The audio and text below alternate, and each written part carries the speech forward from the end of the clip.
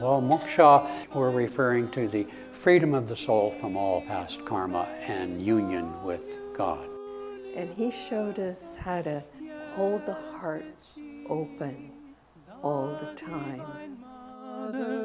We thought that one beautiful way to tune into Swami Kriyananda's legacy is by his own words about that legacy. In his last will and testament, he has a section, the testament and the legacy, and Zach and Murli are going to share those words with us this morning. This is going to be the testament. The purpose of my testament is to state certain fundamental beliefs which to me are of paramount importance in the further guidance and development of Ananda. I request that my successors consider this testament binding on them in their service to the work I have founded, which I pass on to them herewith as Ananda's future custodians.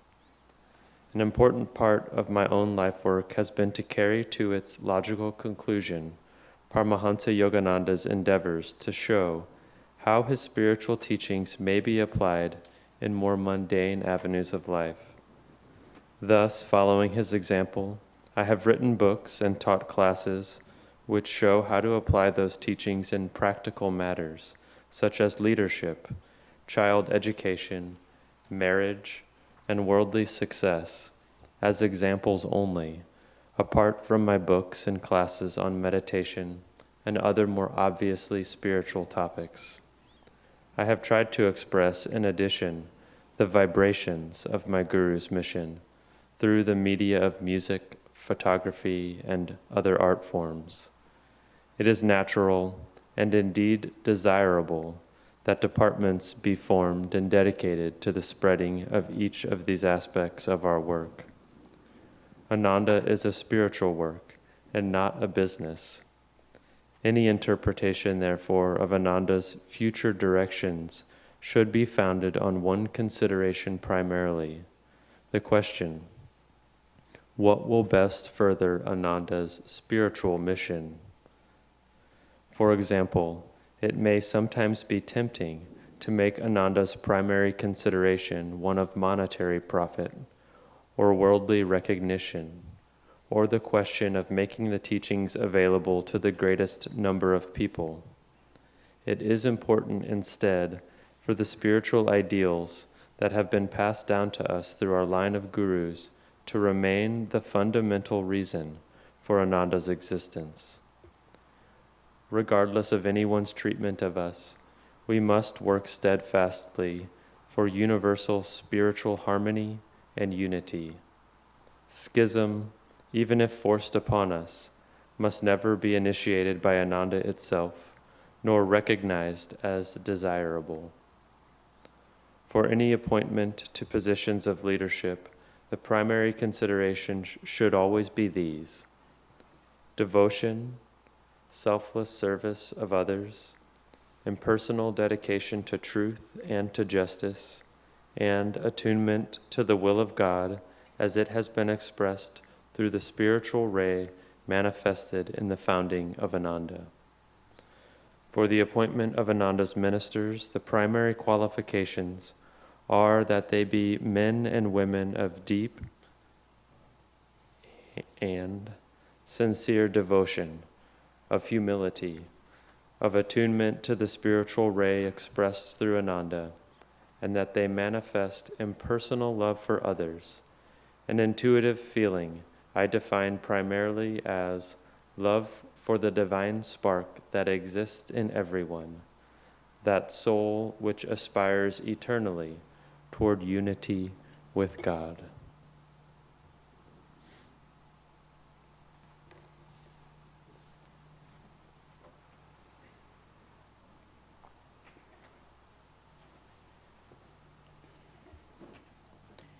Legacy. My legacy to Ananda is spiritual in nature, primarily, and consists of the teachings ideals, and vibrations that I have received from my Guru. My wish is that Ananda always remain true to these principles and remain faithful to the following twin ideals based on the examples and teachings of Paramahansa Yogananda. That Ananda strictly honor the dictum, people are more important than things. For people, especially in their spiritual needs, will always be more important than any organizational exigency. That Ananda remain true to our motto, Yato Dharmas Tato Jayaha. Where there is adherence to right attitude and action, there is victory. Indeed, Ananda should define victory itself in terms of this principle and never seek victory, even for the sake of its own survival, at the cost of this principle. If Ananda's institutional survival demands that this ideal be compromised, survival itself will no longer be worthwhile. For again, Ananda is a spiritual institution primarily.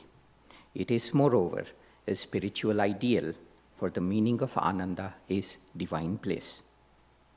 Kindness and compassion must always and resolutely be given primary consideration.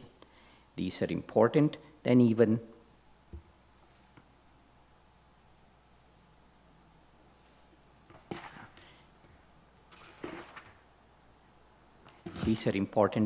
the best thought out rules and precedents. My statement in this paragraph must, however, be construed in light of divine truth, which, although always loving, is at the same time impersonal. Thus, even as physicians may demonstrate greater actual compassion when they inflict a temporary pain on their patients than when they spare them the pain but ensure a much greater suffering later on, the rule of divine compassion is sometimes stern, necessarily so, and may not be immediately appreciated by its recipients. Hence, the following further request in my legacy: that my successor's first consideration be not public opinion, nor an individual's needs as construed by that person, but a sincere effort at attunement with the will of God and with His love. That God's and Guru's will, not the mere pleasure of human beings, nor any considerations of worldly popularity, be Ananda's first consideration in all its decisions and actions. Our primary goal is to find God and unite our souls with Him in divine love. Our secondary goal is to serve God above all, free from the influence of passing fads and opinions.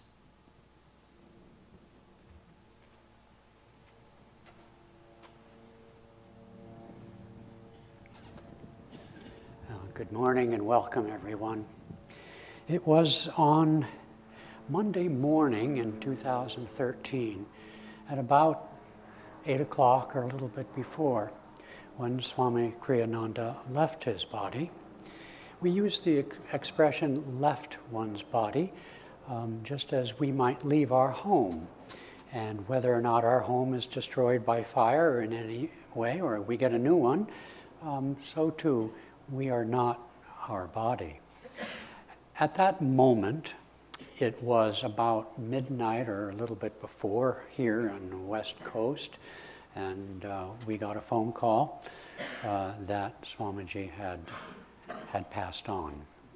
It was fairly quick. He had gotten up early and meditated and went to his computer and had to check his emails, and then it appeared that he had something of a stroke, or he wasn't really able to say too much. He was asked a few questions by those with him, and then they helped him to his bedroom, which was just a few steps away. And then he passed on as they chanted Om in his right ear, as is the custom when that's possible.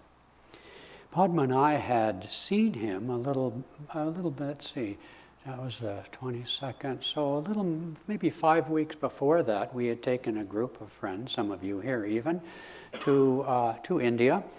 And we had been there early in March, which included Padma's birthday, as well as Yogananda's Mahasamadhi many years ago in 1952. So Padma had the opportunity to give to Swamiji in honor of her own birthday a fondue dinner, which Swami, being raised in Europe, would enjoy from time to time, even though his doctor said he shouldn't. And so that was our last occasion to actually see him. So what is it? Why do we say moksha? Well, moksha, I'm not an expert in Sanskrit, as Morley knows, but basically we're referring to the freedom of the soul from all past karma and union with God. So why do we say that? How do we know that? Well, in Swami's training by Yogananda as a young monk, a number of things were said. Swami asked Master, as sometimes disciples do in person, when will I find God? Will I find God in this lifetime? Master said, Yogananda said, you will find God in this lifetime, but never mind for now. Death will be your last sacrifice. For now in this lifetime, all things are balanced and you are free to go. And so he made that promise, and the Guru's words cannot be unpromised that easily, if that's a word. And then later in life, much later in his life, he sought out, this is a strange topic and I don't want to explore it particularly, but in India there is access to written records that predict the lives of people even thousands of years in the future. And it's like getting an astrology reading. You go to one of the pundits who is a custodian of some of these objects, and they, based on different things, maybe astrology, maybe even your fingerprint, will try to locate your page. Anyway, in any case, Swami Kriyananda had two readings from two separate lineages, one called Brigu and the other one called Agastya. And in both of those readings, the pundits, who didn't know Swami from anybody, recognized or read that he would achieve moksha in this lifetime. The pundits in the Agastya were so impressed. They'd never given any kind of reading, more than what I'm just saying, but to anyone, and they were so taken that they didn't even think about getting a donation for their work. They even came to Swami's house. They were so thrilled by what they had read and had never encountered a reading of this nature. One of the things Yogananda did say, Kriyananda was young. Yes, he was very intellectual, as he put it, too intellectual at that point at least, and so he feared, if you will, or was hesitant to contemplate that Yogananda told him, your life is a life of editing, lecturing, and writing. And Kriyananda could see from the other monks around him and from the history of the monastery there that a number of men teachers had let it go to their heads and their roles as teachers.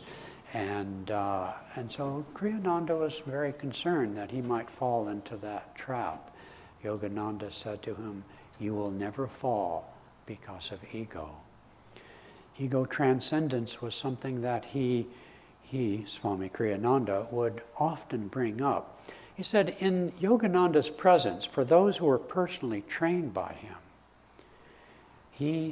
they would receive corrections and sometimes chastisements and so forth. And whereas to the public he was very charming and very positive, he admitted to those who truly sought moksha. He said to Swami Kriyananda when Swamiji hesitated to take on the mantle of teaching and so on, Swami Kriyananda, that's what you have to do. Living for God is martyrdom. Now that's not something we put a lot of focus on, but Jesus did promise that, didn't he, to his disciples? No good deed, as it said, goes unrewarded, unpunished, I guess, is a cliche I've heard before. But it's not something we emphasize, because when Swami Kriyananda's birthday will be in a few weeks. So today we want to talk about his liberation in God, not so much the achievements of his life. Besides, he said, the only achievement I seek to take unto myself is that of trying to be a good disciple, and not all the other things he, in fact, accomplished. But notwithstanding the challenges that he faced, and they were many. An astrologer once told him that he lived under a grand cross. I don't even know what that means, but I know what a cross represents. And so he was a very enthusiastic person by nature, a very joyful person by nature, very positive. And yet he found early on in his life how he was rejected by his fellow devotees. And he carried the cross of many, many physical problems. And yet, those of us who had the privilege to know him in different ways, to different degrees, saw in him, experienced with him, that bubble of joy that was the source of the inspiration for which he was able to channel an entire genre, a new body of music, and so many books, and so much wisdom and love to so many people, include those who, in fact, didn't care much for him. And so he experienced that from the human standpoint, martyrdom is only for the ego, not for the soul. For that, quote, martyrdom frees the soul in that bliss. And after many years of his challenges, the last, 10, 12, 15 years of his life, sometimes he could hardly speak for the bliss that welled up within him. And so his moksha is a promise that our souls each have. Our destiny, as I think I said on Easter, now that I think about it, is we are all destined to achieve bliss in God. It is only we who determine when, in a sense.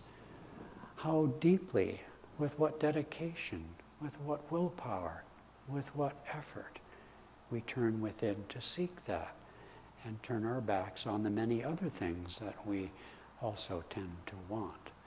And so we celebrate his moksha because that was Master's promise to him. He said death will be the last sacrifice, but Swamiji would sometimes joke, why is that a sacrifice? Given all that he had to bear in this life, with joy, don't get me wrong, with joy. But nonetheless, he had he only had 2 hips, but he had 3 hip replacements, and a lot came with that. So we celebrate this because it is ours, just as we celebrate the resurrection of Jesus Christ because it is ours. It is our destiny as well. And he gave to this work. He was to Yoganandaji as St. Paul was to Jesus Christ. St. Paul put the teachings of Christ on the map by infusing them into the Roman Empire at that time, and in fact conquered the Roman Empire, which collapsed as a consequence, you might say, or it has been said. And so it is that there is no other direct disciple, meaning one who was personally trained by Yogananda, no one, not even close, who traveled the world incessantly since a young age and gave so much of the vibration and the message of self-realization applied in so many different ways in worldly life, in daily life, than Swamiji. And that was his destiny, to fulfill that role.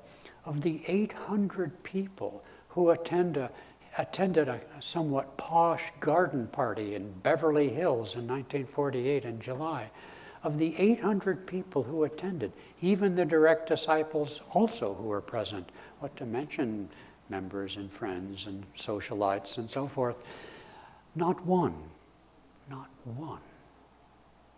picked up the mantle of that powerful message and speech that Yogananda gave on that day about the establishment of and the spread of communities worldwide that he saw and he empowered by his words into the ether. It was only Swamiji who, in years later, freed from the restrictions that were held over him by other devotees, freed from that, he was able to establish the first of what has become a number of communities throughout the world, declaring that this would be a pattern of living for truth seekers throughout the world in the times to come. Probably Swami Kriyananda said probably that would only come by the mother of invention, necessity, in terms of world events, yes, okay. But nonetheless, the pattern of having direct personal relationships, people to meditate together, to serve together, this was the pattern of, you might say the pattern of monasteries for Dwapara Yuga would take a new form. Not that everyone would live this way, but that it would be a form that, such as we have seen during the Middle Ages, that inspired a whole society to support that and to honor that commitment. Throughout the world, we think of it perhaps being Westerners as in terms of the Middle Ages of Europe, but it was the same everywhere. India, China, Tibet, everywhere. And so a new pattern of living has been established by Yogananda, but through the channel of Swami Kriyananda, a new pattern by which those who are intent, sincere, and dedicated to moksha, to liberation, could show and be an example to people that it was possible in a new way of life. This is what we celebrate this day. Moksha, not just for Swamiji, but moksha for everyone.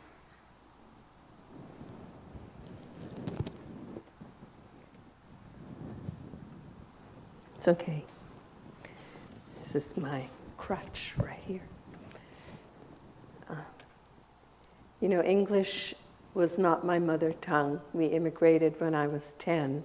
Dutch was my mother tongue, is my mother tongue.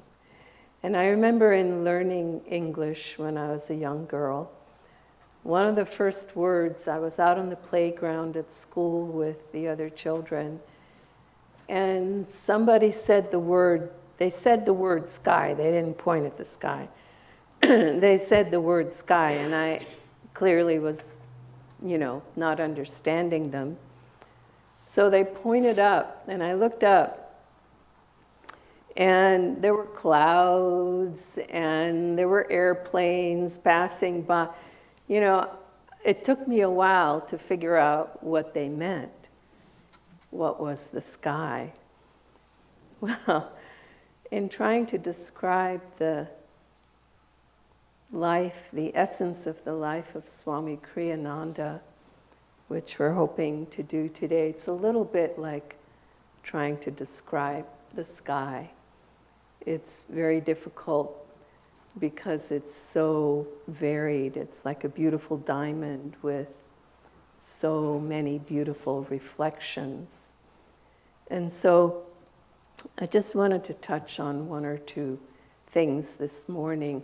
One was this sense of courage that I felt from him. I remember, I've shared with some of you, going to a publishing trade show with him. He was going to be doing a book signing for whatever his latest book was, and I was coordinating that department at the time. So we were there at this hustle bustle of a trade show, And Swami was in the stand with us at that moment, and this woman came by and she asked him a question about his book. And so they ended up sitting down in the only two chairs in our stand and having a conversation.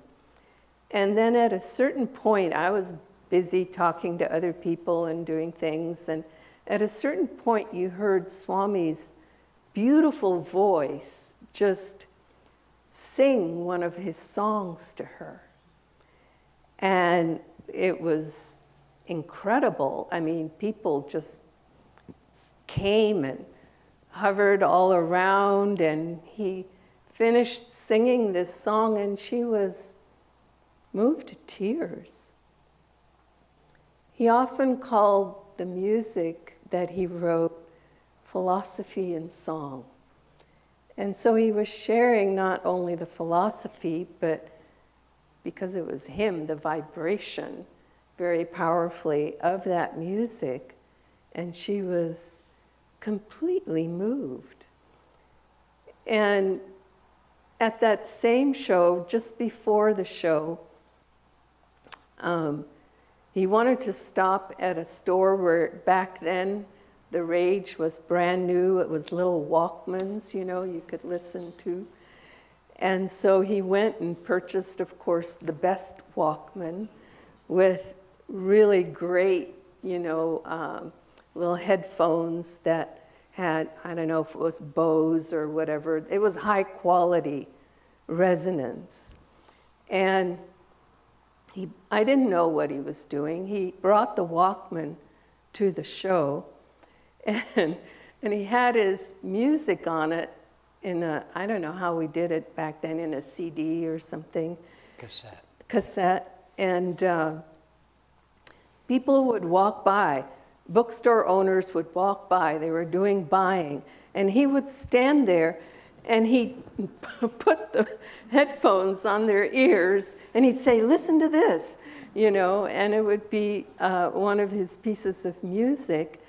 And most of them were really touched by that. They stopped, they listened, they talked with him. And I like to think of myself as a yogi. Most yogis I have observed are shy and quiet people. They don't, step out and all and put headphones on people. It was just so foreign to, but it was a courageous thing. It wasn't like proselytizing. He didn't, get into God and Guru with them or anything like that. But it was sharing the vibration and sharing it honestly and boldly and lovingly with others. On another occasion, I remember we happened to land in India when he needed to go for some medical tests, and it turned out he had cancer and it required a surgery. So our 2 weeks in India with him were spent. He invited us to go to the hospital with him through the tests and then through the time of the surgery. We were in a hospital the whole time, and it was in Delhi. And when we were there initially for the tests, we were sitting in a very cramped little waiting room, and there was a family sitting next to us. So Swami started conversation with them. He said, "Where are you from?" And they said, "Bengal." They were Muslim. And Swami said, "My guru was from Bengal." And he launched into one of the beautiful Bengali Divine Mother love songs that he had learned from Yogananda in that resonant voice. Well, that family was completely inspired.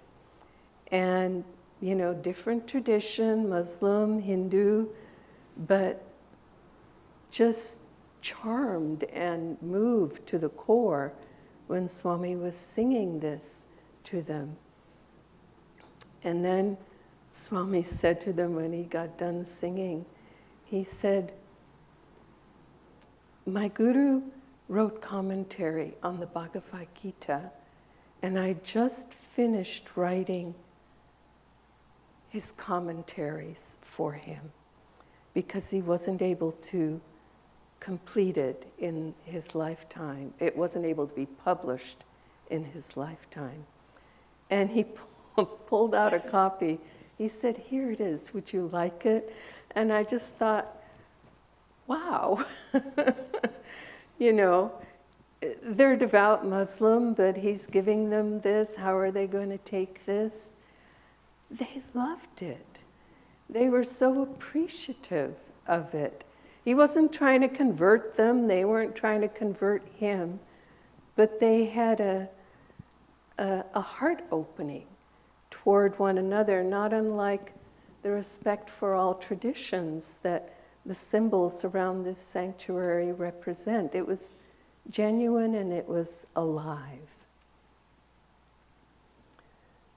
Swami was not ever holding back or, tiptoeing around. I can't say that totally.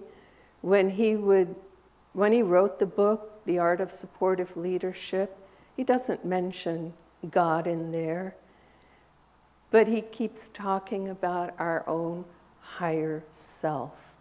It's like when he gave that lecture in Australia and a man came up to him afterwards and said, what do you have to say to me? I'm an atheist.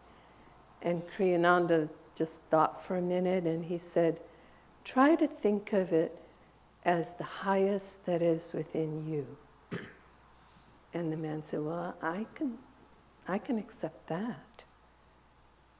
So it isn't like he was, punching people in the nose with his own inner life. But he was respectful, but he wasn't also, like most of us, have a veil over our outer life and our inner life. It's very, very private. We're shy yogis. And he showed us how to, hold the heart open all the time, with courage, with joy, genuine. Everybody loves genuine. So that's what I wanted to share this morning. Let's have some music.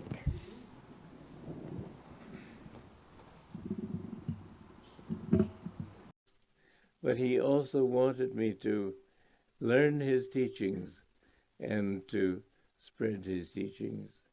He said, you have a great work to do, and that great work was spreading his work. I was his disciple. I wasn't the disciple of anybody else. He never used to talk to me in organizational terms. He talked to me in terms of teachings that needed to be shared. He talked to me in terms of teachings that needed to be explained to people. What amazed me, because as I said, I was somewhat intellectual, and I had done a lot of studying and so on, and it amazed me to see that every single big theological question that had been a part of Christianity for 2,000 years, every single one, somehow he addressed it. He couldn't have known those things, and yet he did know them. He talked from a level of wisdom that was not at all learning. Everything he said touched the deep controversies of history and religion, not only in Christianity, but throughout all religions. When he talked about the history of religion, it was very interesting to show how each teacher, he said, nobody has contradicted anybody else if they are true teachers. they have sometimes said things differently, but only because the needs were different. For example, Buddha came at a time when people were too much devoted to what was known in India at the time as karmakand, or those kinds of ceremonies which will give you a certain amount of power to become, to overcome your enemies, to have children, to all the different things people want.